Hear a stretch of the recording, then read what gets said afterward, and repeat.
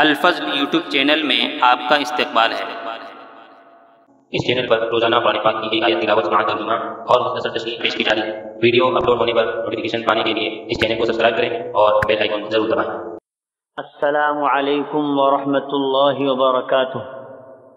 میرے دینی و ایمانی بھائی اور بہنوں، سورہ انعام آیت نمبر 48 پیش خدمت ہے۔ اعوذ باللہ من الشیطان الرجیم، وما نرسل المرسلین الا مبشرین ومنذرین فمن آمن وأصلح فلا خوف عليهم ولا هم يحزنون۔ اور ہم پیغمبروں کو صرف اس واسطے بھیجا کرتے ہیں کہ وہ بشارت دیں اور ڈرائیں، پھر جو ایمان لے آئے اور درستی کر لے تو ان لوگوں پر کوئی اندیشہ نہیں اور نہ وہ مغموم ہوں گے۔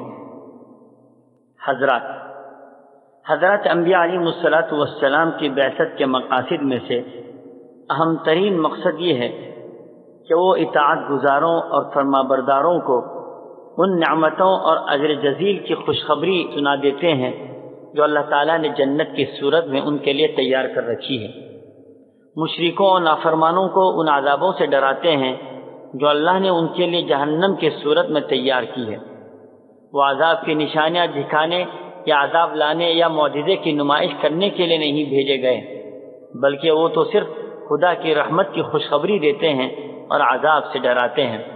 اب جو نبی کی باتوں پر ایمان لاتے ہیں اور اپنے اعمال کو درست کرتے ہیں تو پھر مستقبل یعنی آخرت میں پیش آنے والے حالات کا انہیں کوئی اندیشہ نہیں ہوگا، اور اپنے پیچھے یعنی دنیا میں جو کچھ چھوڑ آئے یا دنیا کی جو آسودگیاں وہ حاصل نہ کر سکے اس پر وہ مغموم نہیں ہوں گے، کیونکہ دونوں جہاں میں ان کا ولی اور کارساز وہ ہے جو دونوں جہانوں کا رب اور پروردگار ہے۔